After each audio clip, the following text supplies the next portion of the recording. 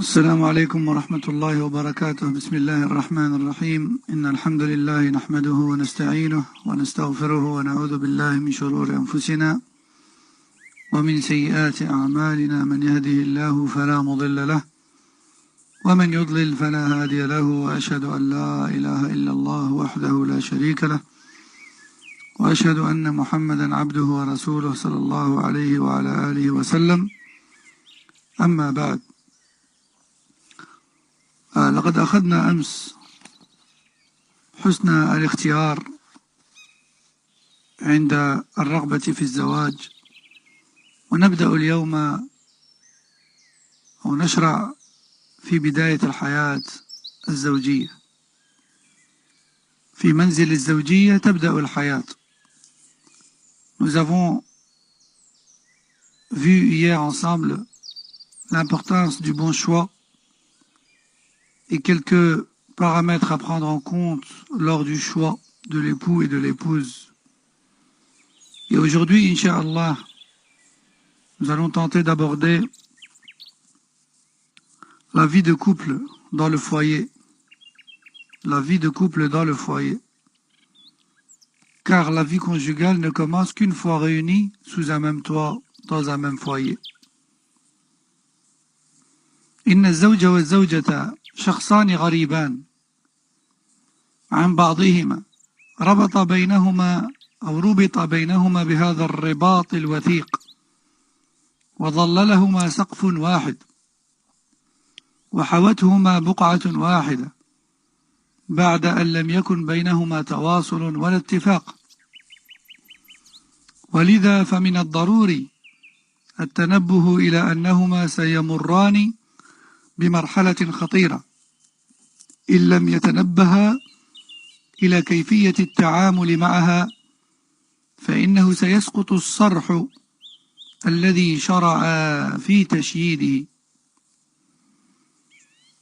Dès lors où l'époux et l'épouse se réunissent sous un même toit, il faut absolument à ce qu'ils prennent en compte le fait que ce sont deux personnes qui étaient jusque-là inconnues l'une pour l'autre. Ils se sont liés par ce lien fort qui est celui du mariage et ont décidé de s'abriter sous le même toit.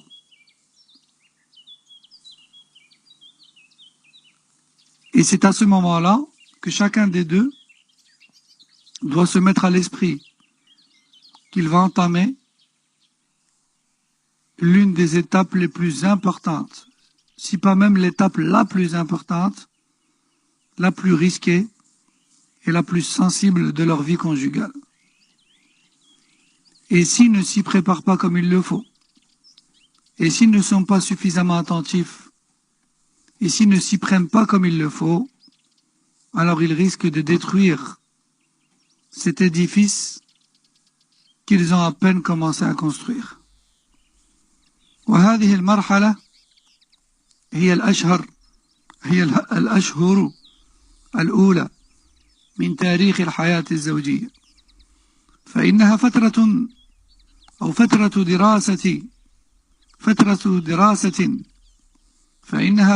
دراسة كل من الزوجين لطباع الآخر، ويغشاها الاضطراب وتغير النفسيات، ودراسة أحد الزوجين طبائع طرف آخر قد ارتبط به ولم يكن بينهما ثمة صلة قبل ذلك، وقد يوفق أو يفشل. والكثير منهم يقع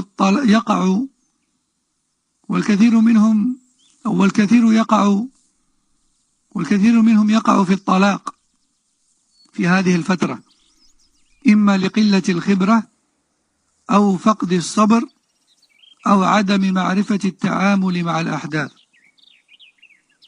Mes chers frères et sœurs, cette première étape se compte en une paire de mois. C'est-à-dire que le minimum de cette période se compte en mois et non pas en semaines ou en jours. Et ces quelques mois du début de la vie de couple sont très importants, car c'est la période durant laquelle les époux vont devoir étudier l'autre, analyser l'autre et cerner l'autre.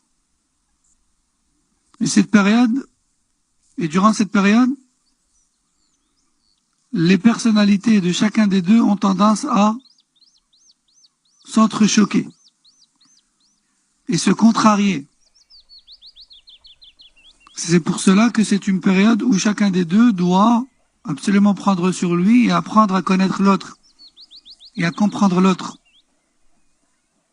car il s'est lié avec lui pour la vie. Et avant cela, il n'y avait pas de lien entre eux. Et certaines personnes réussissent cette étape et tandis que d'autres échouent, malheureusement.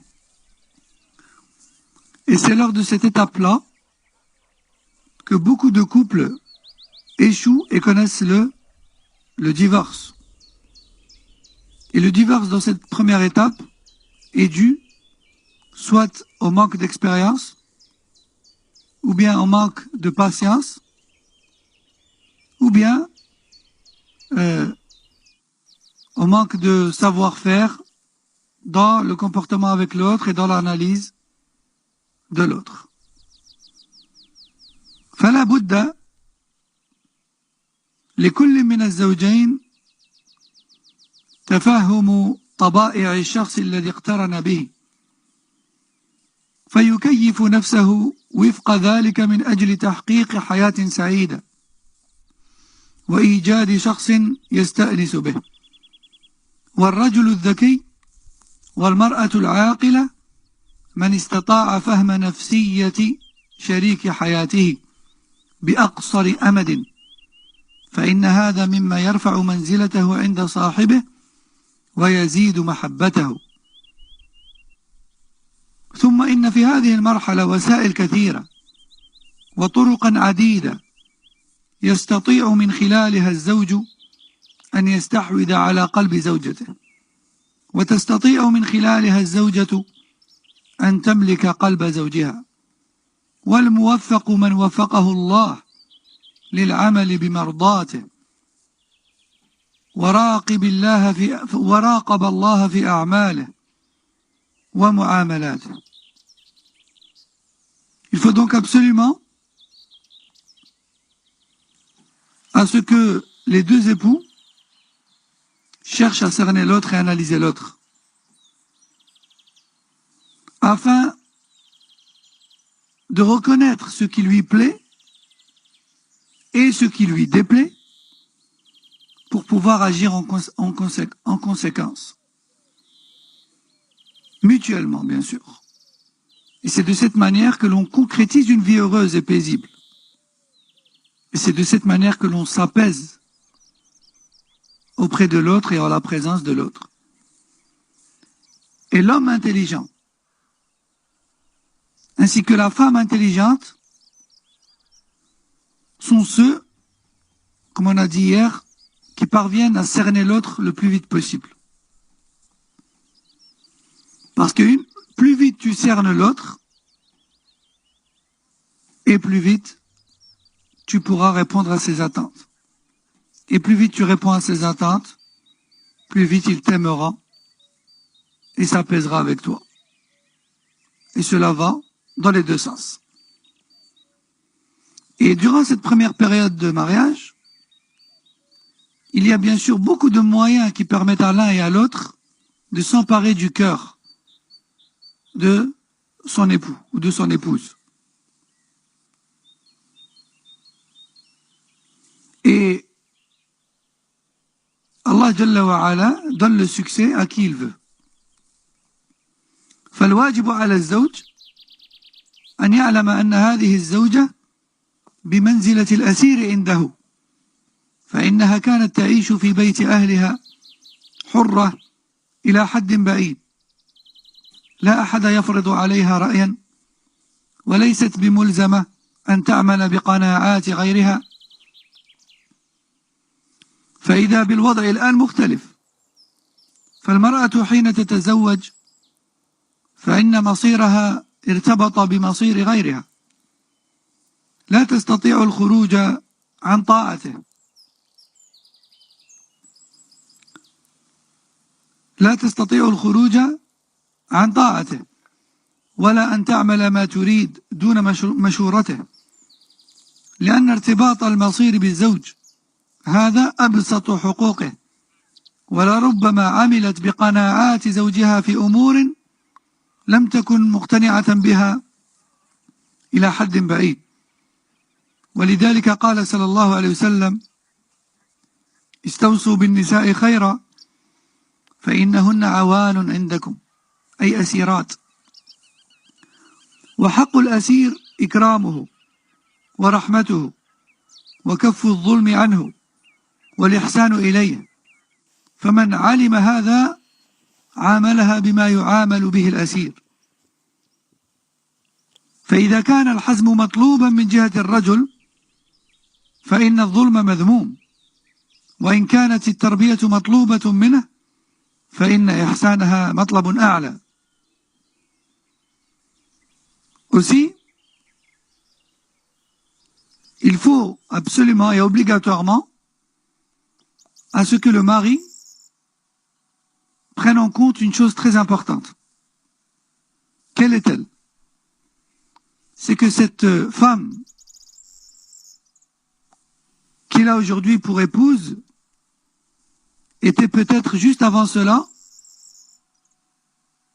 dans une situation tout autre. Lorsqu'elle était chez son père, elle était libre.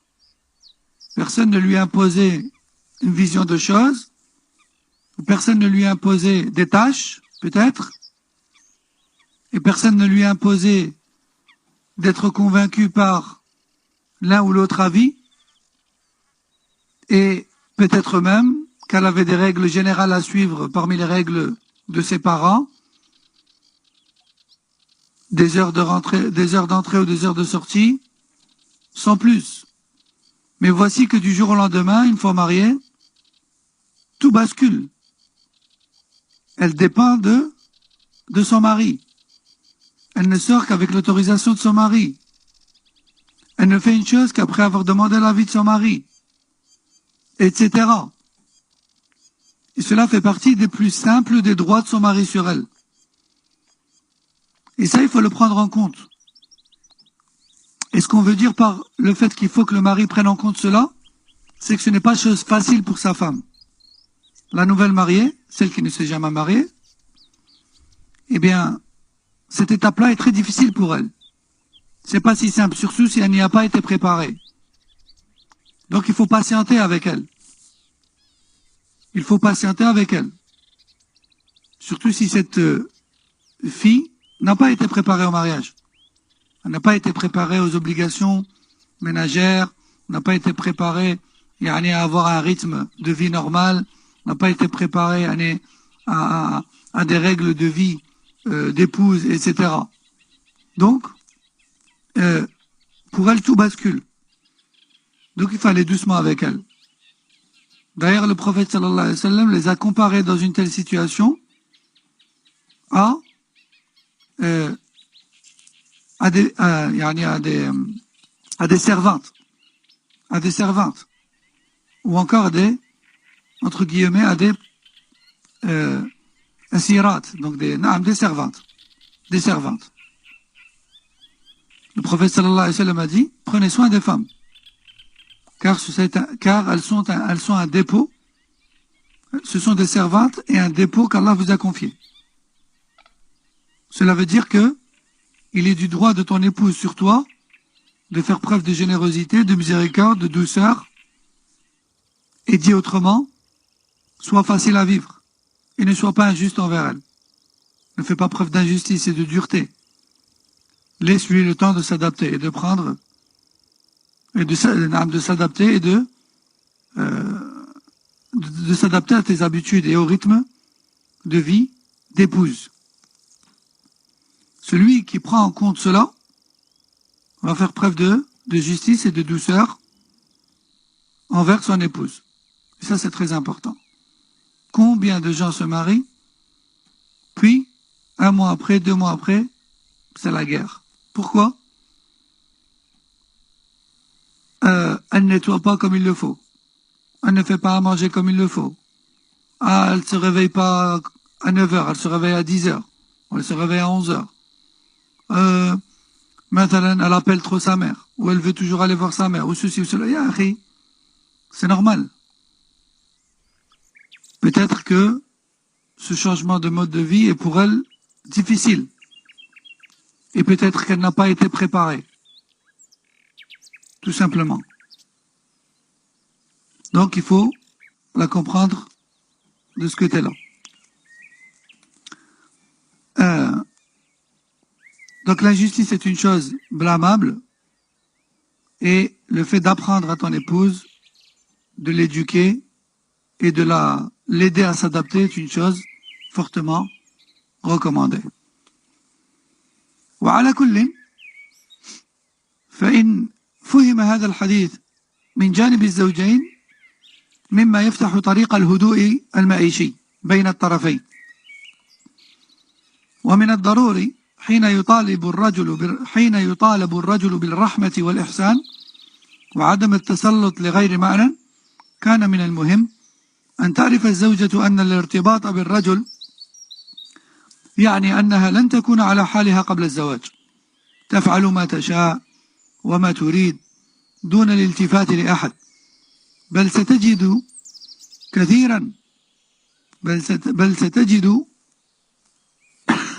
كثيرا من يقول اتركي هذا وافعلي ذاك والعاقلة هي التي لا تستكبر عن ذلك وترى أن هذا تقييدا لحريتها بل العقل كله أن تعرف أن هذا من أبسط متعلقات الزواج ولربما تنازلت عن كثير من أجل أن تسير حياتها بهدوء تام. Donc, cela doit absolument être bien compris par les deux époux. Par les deux époux. Si les deux époux comprennent cela, alors, Inch'Allah, ça va leur permettre d'avoir un bon départ. Un départ calme, Inch'Allah. Mais lorsqu'on dit que l'époux ne doit pas brusquer son épouse, pour qui c'est nouveau, et pour qui ce n'est pas facile, et pour qui peut-être c'est un changement de vie auquel elle n'était pas préparée, ça ne veut pas dire non plus qu'elle peut faire preuve de nonchalance et d'en faire qu'à sa guise, de se réveiller tous les jours à midi et maintenant elle fait pas à manger, maintenant elle laisse ses vêtements sales s'accumuler, maintenant à chaque fois qu'il lui demande une chose, elle fait le contraire, ou maintenant elle lui manque de respect à tout va, ou maintenant ne pas respecter les règles sous prétexte que c'est nouveau pour elle. Quand même, il y a un minimum d'efforts à faire. Il y a un minimum d'efforts à faire. Autant l'homme doit faire preuve de patience, autant la femme doit comprendre que maintenant qu'elle est mariée, les choses ne seront pas comme avant. Elle a voulu être épouse, elle a voulu le mariage, maintenant, il va falloir qu'elle s'adapte et au plus vite à un rythme de vie d'une femme mariée. Ce qui est une chose normale. Et cela fait partie des changements les plus normaux et les plus basiques dans la vie, dès lors où on se marie. Et si elle comprend cela, Inch'Allah, il n'y a pas de raison à ce que le départ se passe mal. وإذا دخل الرجل على زوجته ربما يرى لأول وهلة في بعض الأحيان أن هذه المرأة ليست هي المرأة التي يحلم بها أو يطمع بمثلها فلا يستعجل الحكم واتخاذ خطوة لربما يذم عليها فلعله سيجد بعد ذلك السعادة التي لم يكن يتخيلها ولا في الأحلام وليتأمل قول النبي صلى الله عليه وسلم لا يفرق مؤمن مؤمنا إن كره منها خلقا رضي منها آخر لا يفرق يعني لا يبغض فلربما يرى فيها نقصا في بعض الجوانب لكنها في جوانب أخرى هي من أفضل النساء وأحسنهن فلا ينظر إلى المرأة من جانب الجمال فقط فإن الجمال ليس هو كل شيء. وكم كان وراء الجمال امرأة صليطة اللسان مظهرة للأسرار شاب رأس زوجها من أفعالها، وإذا به قد ارتبط منها بأولاد يخشى عليهم الضياع في طلاقها، وأحيانا ما يبيع ذلك كله فيطلقها في سبيل راحة نفسه، وإن ضاع غيره فماذا جنى من وراء الجمال؟ لا شيء. ثم إن الجمال أمر نسبي يتفاوت في نظر الناس، فالجميلة في أعين أناس ليست كذلك في أعين آخرين، والعكس بالعكس. وكم من امرأة جملها حسن خلقها وحسبها ودينها ورحمتها بزوجها، فإذا بها أغلى عنده من الدنيا. وكم من رجل عشق امرأة على قلة جمالها، فإذا بها عنده من أجمل النساء.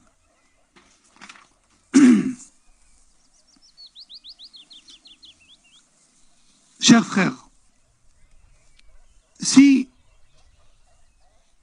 lorsque tu te maries et lorsque tu vois ton épouse pour la première fois sans voile, elle ne te paraît pas comme tu l'avais imaginé, ne te précipite pas. Ne te précipite pas et ne prends pas dans la précipitation une décision que tu pourrais peut-être regretter. Car il se peut que cette femme soit la cause d'un bonheur auquel tu ne t'attends même pas, d'un bonheur que tu n'avais même pas imaginé, même pas en rêve. Et rappelle-toi de la parole du prophète sallallahu alayhi wa sallam, qu'aucun d'entre vous ne déteste une croyante. En effet, s'il n'aime pas certains de ses traits de caractère, alors il se pourrait qu'il en aime d'autres.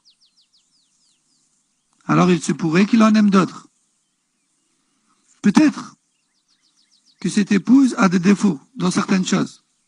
C'est pas peut-être, c'est sûr. Qui n'a pas de défauts? Mais il se pourrait que dans d'autres choses, elle soit parmi les meilleures des femmes. Aussi, comme on a dit hier, bien que le prophète sallallahu alayhi wa sallam nous a invités à s'intéresser au côté physique pour être sûr de la plaisance, mais ce n'est pas la seule chose qui compte. De plus, la beauté physique ne fait pas tout. Combien de jolies femmes ont des langues insupportables,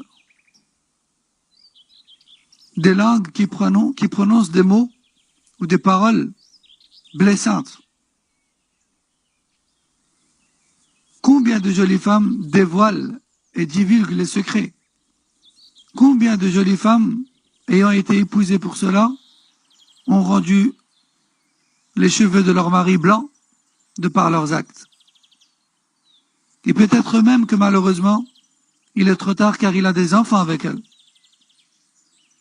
Et il craint, à travers le divorce, de mener au péril ses enfants.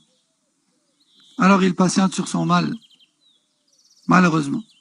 Tandis que d'autres sacrifient leurs enfants pour retrouver le repos. Alors finalement, après toute cette perte de temps, cette perte d'enfants, peut-être une perte d'honneur, et peut-être même une perte d'argent, qu'a-t-il tiré de la beauté? De plus, la beauté dépend d'une personne à l'autre. Il se pourrait que certaines personnes trouvent tel comme beau ou belle, et d'autres pas. Et combien de femmes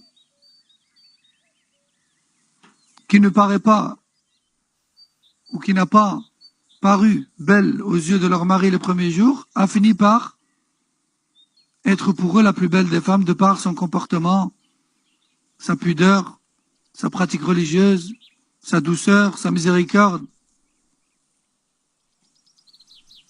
Et combien d'hommes sont tombés fous amoureux de femmes à cause de leur beauté et au final se sont retrouvés avec les pires des femmes. جاء عن إسماعيل ابن جامع أنه تزوج بالحجاز جارية سوداء مولاة لقوم يقال لهم مريم، فلما صار من الرشيد بموضع المقرب منه اشتاق إلى السوداء وقد كان في سفر، فقال يذكرها ويذكر الموضع الذي كان يألفها فيه ويجتمعان فيه: هل ليلتي بقفص الصحصاء الحصحاص عائدة في قبة ذات إسراج وأزرار، تسمو مجامرها بالمندل كما تسمو بحنانة أفواج إعصار، المسك يبدو إلينا من غلائه والعنبر الورد يذكيه على النار، ومريم بين أثواب منعمة طورا وطورا تغنيني بأوتاري. فقال له الرشيد وقد سمع بشعره: ويلك، من مريمك هذه التي قد وصفتها صفة حور العين؟ قال: زوجتي. فوصفها كلاما أضعاف ما وصفها شعرا. فأرسل الرشيد إلى الحجاز حتى حملت، فإذا هي سوداء طمطانية ذات مشافر، فقال له: ويلك، هذه مريم التي ملأت الدنيا بذكرها؟ فقال: يا سيدي، إن عمر ابن أبي ربيعة يقول: فتضاحكنا وقد قلنا لها حسن في كل عين ما تود، وعشق شاب امرأة عجوزا فليم في ذلك، فقال: تعشقتها شمطاء شاب وليدها، وللناس فيما تعشقون مذاهب، وليمت امرأة في تركها رجلا جميلا ومحبتها لرجل قبيح، فقالت: ليس الهوى بالاختيار، ثم أنشأت: ولا تلم المحب على هواه، فكل متيم كلف عميد، يظن حبيبه حسنا جميلا وإن كان الحبيب من القرود. وقال آخر: عشقت لحبها السودان حتى وعشقت لحبها سود الكلاب.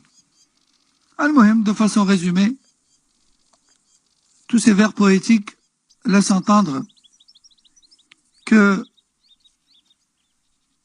la femme ou l'homme peuvent paraître parfois aux yeux des gens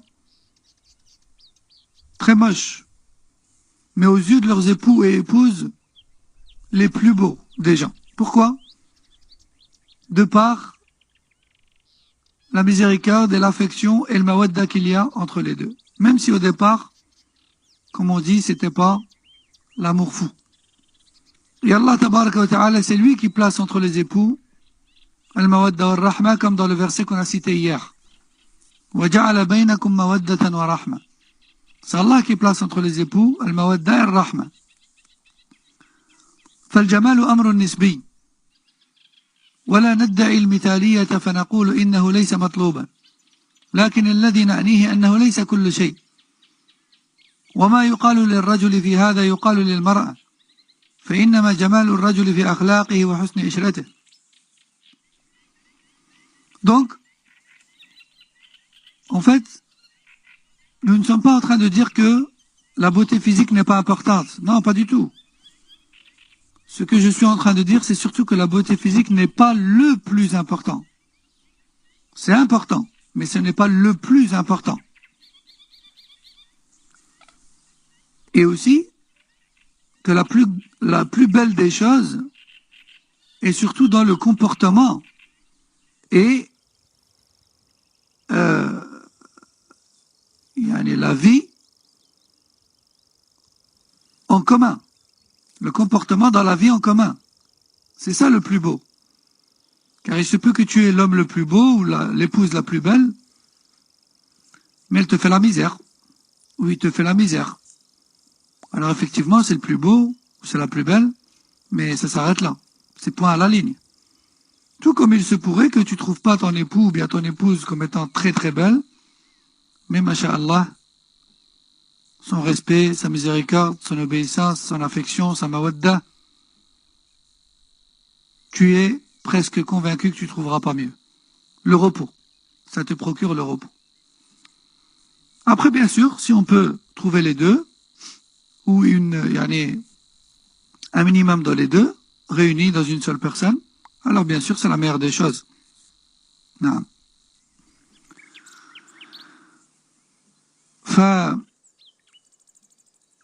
وقد يجد في نفسه بسبب وساوس الشيطان وانتقاله لحياة التقيد بعد الحرية الفوضوية بغضا لهذه المرأة ونفرة منها، ربما تكون بسبب التغيير المعيشي، والعلاج له أن يتصبر حتى يظفر بالخير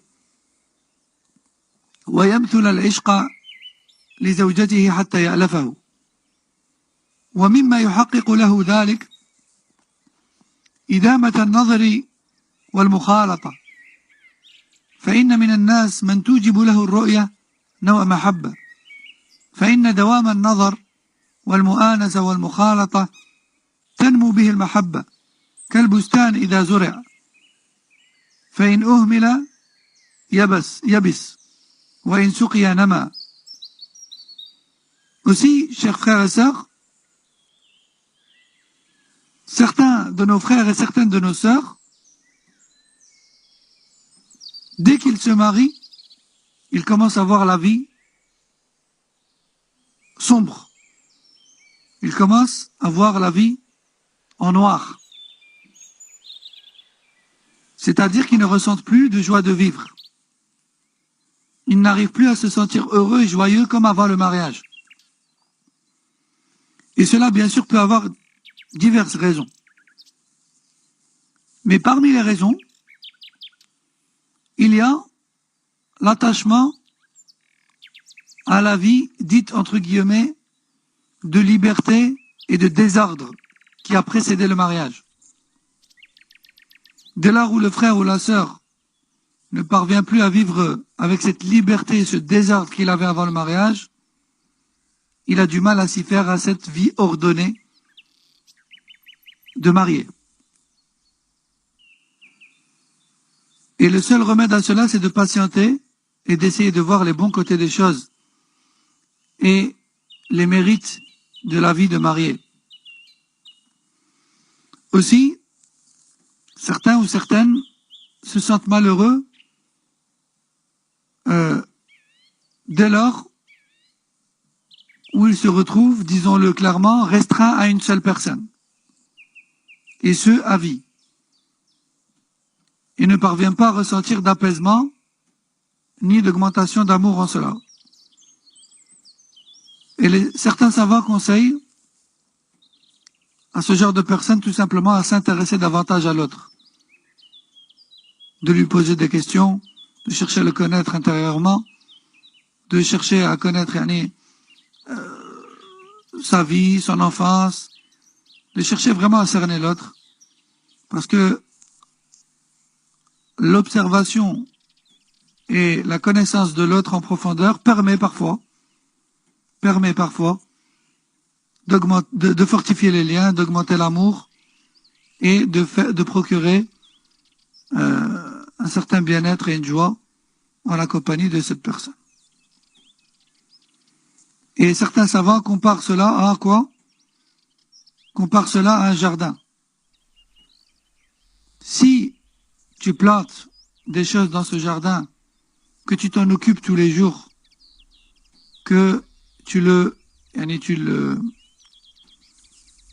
comment on appelle ça? Donc tu arroses tes plantes, tu retires les mauvaises herbes et tu t'en occupes tous les jours, ce jardin va devenir très beau. Ça va pousser et ce jardin aura une belle apparence. Eh bien, il en va de même pour le couple. La relation de couple, il faut la faire vivre. Il faut s'en occuper. Et on s'occupe de cela par les bonnes paroles, les belles paroles, la gentillesse, les bons gestes, l'intérêt porté à l'autre, le respect de l'autre, etc. Et c'est comme cela que on développe un couple. C'est comme cela que les savants conseillent de développer son couple, de faire vivre son couple. Mais si au contraire tu laisses ton jardin asséché et que tu ne t'en occupes jamais, bien sûr il va ressembler à rien. Il va ressembler à une forêt amazonienne. Voilà, c'est pareil. C'est exactement la même chose. على أنه من المهم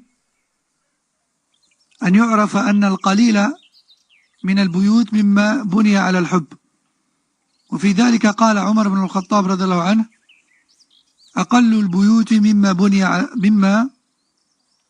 بني على الحب، فإن من البيوت من يجمع بين الزوجين فيها احترام وألفة وأولاد ومعاونة على قطع الطريق حتى يأتي الأجل لأحدهما فيتذكره بخير، وقد لا يأتي الحب إلا متأخرا. ألم ترى أن بعض الأزواج يكونان في بداية حياتهما في مشاكل ونزاع، فإذا بلغا 40 فإذا بكل واحد منهما يكتشف صاحبه من جديد، وإذا بالرحمة تدخل والمودة تحل بينهما.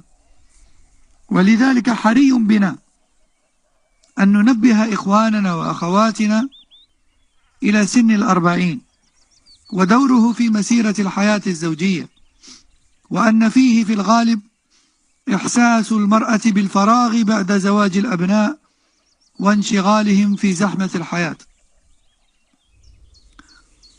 Aussi, comme on a dit hier, et avant-hier aussi d'ailleurs, il est très important de savoir que très peu de foyers ont été bâtis et ont vécu et ont tenu jusqu'à ce que la mort les sépare sur l'amour. Très peu de foyers ont été fondés sur l'amour, puis ont perduré jusqu'à la fin de leur vie. Très peu. Et comme on a vu dans les cours précédents, Allah tabaraka wa ta'ala n'a pas fondé les couples en islam sur l'amour. Il est une erreur de croire que l'amour est une condition d'union. Ça, c'est une faute, c'est une erreur. L'amour est une belle chose de laquelle il est difficile de se passer et sans laquelle la vie de couple peut s'avérer parfois difficile. Certes, mais de là à dire que l'amour est une condition d'union, ça c'est faux. Parce que l'amour, ça vient et ça part. L'amour, ça vient et ça part. Allah tabaraka wa ta'ala a fondé les couples sur al-mawadda et al-rahma. Sur al-mawadda, comme on a dit, c'est le fait de chercher ce qui plaît à l'autre, ce qui plaît et déplaît à l'autre pour agir en conséquence. Al-rahma, c'est le fait de se faire miséricorde, de se faire facile à vivre, de savoir faire des concessions, de savoir pardonner à l'autre, etc. Al-rahma. D'accord? Et il est donc important de savoir que la plupart des foyers qui ont tenu bon, qui ont réussi jusqu'à la mort, n'ont pas été bâtis et n'ont pas tenu le choc grâce à l'amour. Omar ibn al-Khattab, qu'Allah l'agrée, lui-même nous dit très peu de foyers qui réussissent, ou plutôt parmi les foyers qui réussissent, très peu d'entre eux sont fondés sur l'amour. Parmi les foyers qui réussissent, très peu d'entre eux sont fondés sur l'amour. D'ailleurs, il est un piège de Shaitan que de croire qu'il faut absolument de l'amour pour fonder une famille et qu'après avoir fondé cette famille, il est une condition que cet amour perdure pour maintenir cette famille. Beaucoup, je dis bien beaucoup de nos frères et de nos sœurs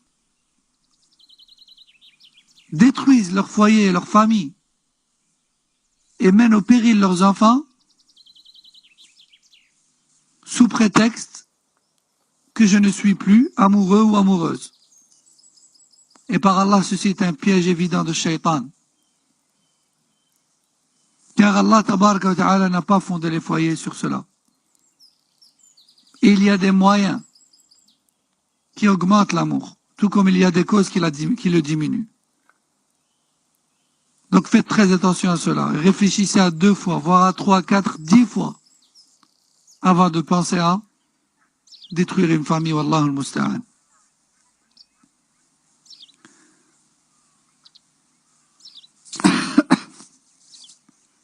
Combien de foyers ont réussi et tiennent debout juste car il règne le respect mutuel, l'entraide et les enfants. Le respect mutuel, l'entraide et les enfants.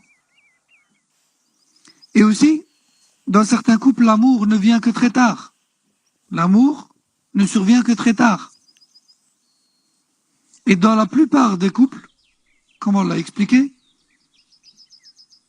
la vie commune débute par des conflits et des mésententes. Et certains d'entre eux ne connaissent le repos qu'une fois avoir atteint l'âge de 40 ans. Beaucoup de couples ne se découvrent vraiment qu'à l'âge de 40 ans. Pourquoi? Car tous les enfants se sont mariés, et puis les époux commencent à ressentir une solitude et reviennent en arrière et s'intéressent de nouveau à l'autre. Et découvrent qu'il y a dans leur cœur un amour duquel ils n'avaient même pas connaissance. Et c'est à ce moment-là qu'ils commencent à se rappeler les bons moments qu'ils ont passés ensemble et les bons souvenirs qui leur donnent comme un nouveau départ. فالزوج العاقل يروي ظمأ زوجته العاطفي في هذه السن فيكون لها مؤنسا وهذا بالتالي يرجع عليه بسعادة وهناء وبيت مؤنس ومؤنس وزوجة ترى أنه هو كل الدنيا لها وبالتالي يرجع ذلك إلى أن تفعل ما هو كفيل بأن يحقق له السعادة. Et donc, à cet âge-là, beaucoup d'époux prennent conscience de l'utilité de l'autre dans leur vie. Et beaucoup d'entre eux prennent conscience de la cause de bien-être que représente l'autre pour eux. نحن لا نتكلم عن هذا السن بأنها مراهقة متأخرة ولكن ربما طفولة دفينة تظهر متأخرة. Et ce que je veux dire, ce n'est pas que à cet âge-là, les couples se refont une nouvelle jeunesse. Non, c'est pas ça. Ce qui est voulu, c'est qu'une affection profonde et même enfantine ressort et fortifie leurs liens et leurs relations. وعلى الزوجين أن يختارا الألفاظ الحسنة والتأدب في المعاملة، فإذا حادثت المرأة زوجها فلا تكن جهورية الصوت تصرخ في وجهه، لأن هذا من الغلظة وسوء الطبع، ولتكن هادئة في كلامها خافضة الصوت أمامه، ولتنظر له بالمنزلة التي جعلها الله له عليها. Fait partie des causes de l'apaisement des foyers le fait de respecter l'autre et de lui parler convenablement. Fait donc partie du mauvais comportement à ce que la femme crie sur son mari, élève la voix sur lui. Cela fait partie des mauvaises manières. Cela fait partie des mauvaises manières.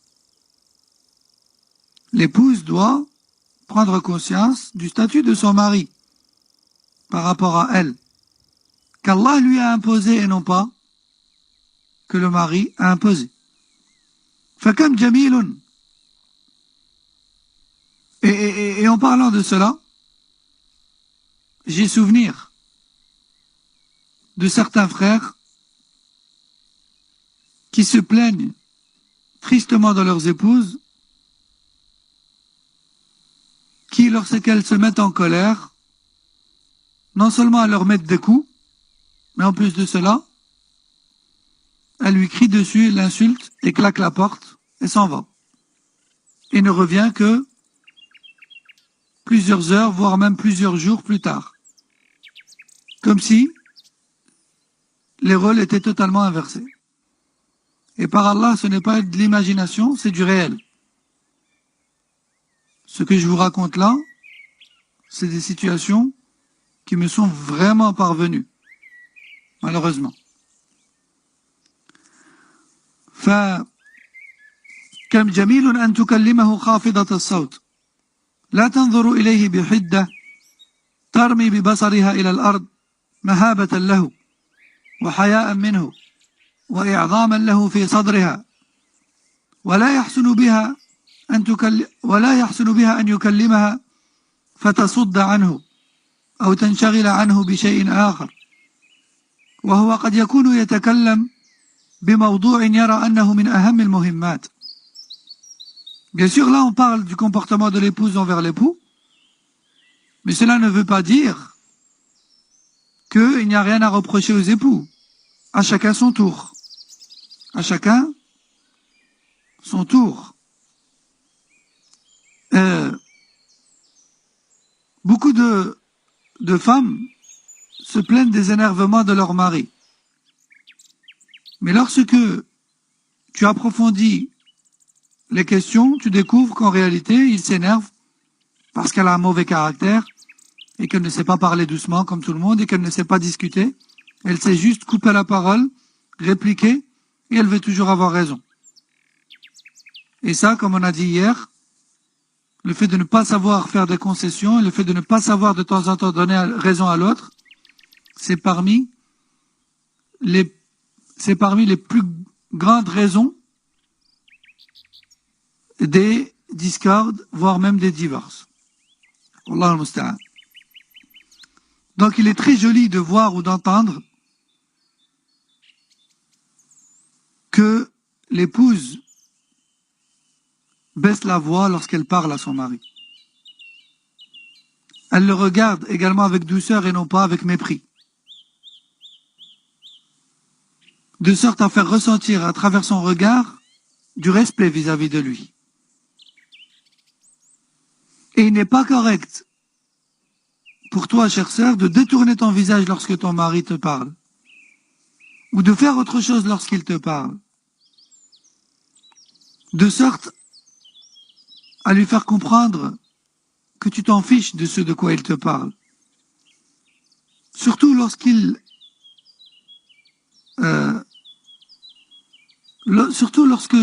le sujet duquel il parle a une grande importance pour lui. وكم حري بالزوج أن يختار الألفاظ الحسنة وهو يخاطب امرأته ويضفي عليها صفات المدح تأليفا وترغيبا وتحببا إليها، ولا يعيرها ويذكر ما فيها على سبيل النقص، فإن تجميل اللسان نعمة والقلوب عند عالمها. وكم ألان اللفظ الحسن طباع الغلظة والقسوة، فإذا بصاحبه مألوف لدى كل أحد. ألم ترى أن بعض الأزواج يمدح زوجته بما يراه الناس نقصا، فإذا بها تستجمع السعادة أو تستجمع السعادة في قلبها غبطة وسرورا، ولا ترى ذلك نقصا ما دام أنه في عين زوجها كمالا. وفي ذلك يقول القائل: وأنت التي حببت كل قصيرة إلي ولم تشعر بذاك القصائر. Aussi, il t'incombe à toi, il t'incombe à toi, cher mari, cher frère, de choisir les plus beaux mots et les plus belles paroles pour interpeller ton épouse. Et n'hésite pas à faire ses éloges et à citer ses qualités afin de te faire aimer à elle. Qu'est-ce que cela te coûte? Certains maris, on dirait qu'ils payent de l'argent pour vanter leurs épouses ou pour leur faire des compliments. C'est dur pour lui de sortir une parole comme: aujourd'hui tu t'es faite belle, tu sens bon, c'est tellement bon ce que tu as fait à manger, même si c'est pas bon. Fais l'effort, apprends à faire des compliments. Certains d'entre nous, malheureusement, ne savent pas faire de compliments. On dirait qu'ils payent, on dirait que ça leur coûte cher. Subhanallah. Donc, il t'incombe, cher frère, de faire les éloges de ton épouse et de choisir les plus belles paroles ou les plus belles formulations lorsque tu lui adresses la parole. Et ne te moque pas d'elle. Et ne la rabaisse pas, et ne l'humilie pas. Plutôt, encourage-la à s'améliorer. Et sache que les belles paroles, ou le fait de savoir séduire par la parole, c'est un bienfait qu'Allah ne donne pas à tout le monde. Et sache que par la parole, tu peux adoucir un cœur dur. Et par la parole, tu peux faire en sorte à ce qu'une personne qui te déteste finisse par t'aimer. Mais ce savoir-faire n'est pas donné à tout le monde. Alors fais un effort.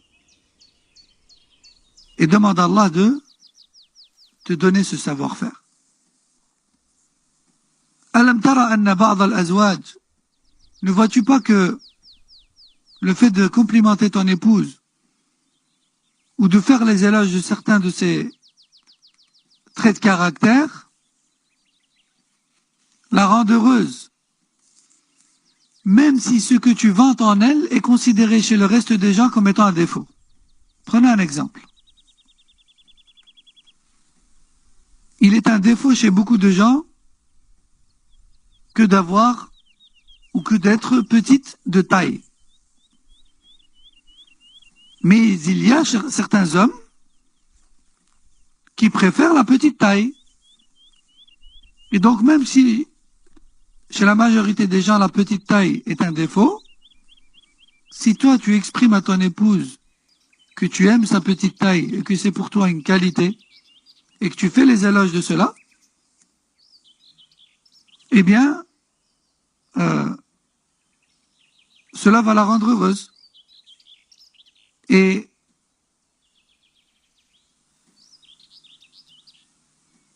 cela va la rendre heureuse, même si elle sait que, aux yeux des autres, c'est un défaut. Tant qu'elle sait que cela plaît à son mari, eh bien cela va la rendre heureuse. Apprends donc à complimenter ton épouse. فابحث في نفسك. فلماذا بعض الناس يتعلم جمال المنطق مع كل أحد إلا مع شريك حياته الذي إن صفى عيشه معه فهي السعادة العظمى والسكينة التي ليس فوقها مطلب. قال صلى الله عليه وسلم: الكلمة الطيبة صدقة. فابحث في نفسك، هل ربطت لسانك بكلمة طيبة ترقق بها قلب زوجتك؟ وانظري في نفسك، هل جعلت الكلام الطيب مدخلا إلى قلب زوجك؟ هل إذا دخل المنزل سمع كلمة جميلة؟ هل إذا طال غيابه عن المنزل جاءه هاتف يسأل عن حاله ويسمع منه كلمة طيبة أو رسالة توحي إليه بالاشتياق؟ وكم هو جميل أن تكون الابتسامة شعارا بين الزوجين، فإن للابتسامة أثرا بالغا في تليين القلوب ودفء المشاعر. ألم يقل صلى الله عليه وسلم: وتبسمك في وجه أخيك صدقة؟ وقال جرير بن عبد الله البجلي: ما حجبني رسول الله صلى الله عليه وسلم منذ أسلمت وما رآني إلا تبسم، وما ذاك إلا لأن للابتسامة تأثيرا في قلب من يلقاك، فكيف إذا كان المتبسم في وجهه الشريك الذي لا تنفك عنه. Pourquoi donc nous remarquons que certains hommes ou certains frères se donnent du mal à faire des efforts pour parler correctement aux gens qu'ils croisent dans la journée, mais dès lors où il s'agit de son épouse, de celle qui s'est engagée à passer le reste de sa vie avec lui, son visage se ferme. Il a du mal à prononcer une parole agréable, une parole belle à entendre. Cette femme, c'est celle qui pourrait être la cause d'un énorme bonheur pour toi, si tu parviens à gagner son cœur. Le prophète sallallahu alayhi wa sallam a dit: la belle parole est une aumône. Alors si tu n'arrives pas à le faire pour lui faire plaisir, au moins, fais-le pour adorer Allah. Fais une sadaqa, fais une aumône. T'arrives à sourire à ton frère lorsque tu le croises. Mais pourquoi t'arrives pas à sourire à ton épouse lorsque tu la vois et lorsque tu la regardes? Alors pose-toi la question. Est-ce que tu fais de façon naturelle un effort pour dire des belles paroles à ton épouse? Et toi, chère sœur, est-ce que de façon naturelle,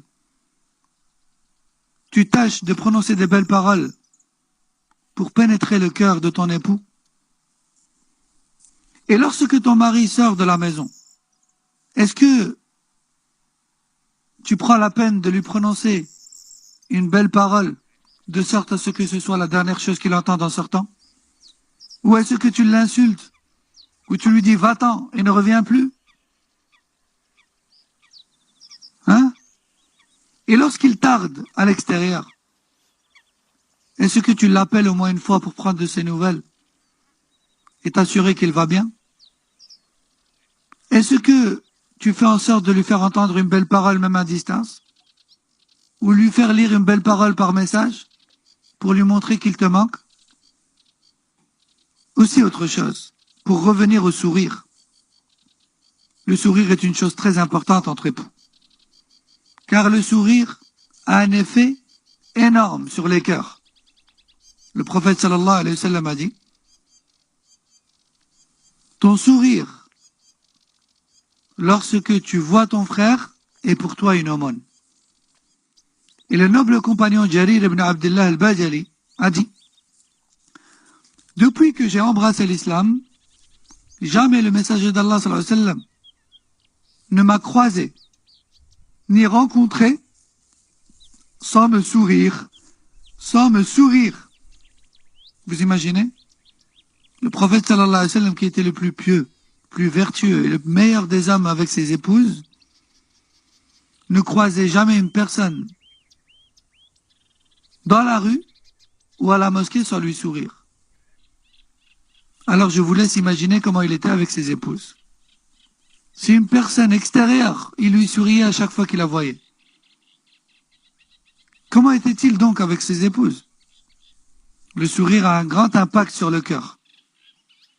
Qu'en est-il donc si ce sourire, tu le fais à chaque fois que tu croises celui ou celle avec qui tu t'es engagé à passer le reste de tes jours? On va s'arrêter ici pour aujourd'hui, Inch'Allah Ta'ala. Et je vous dis à demain, 19h30, Inch'Allah. Subhanakallahumma wa bihamdik. Ashhadu an la ilaha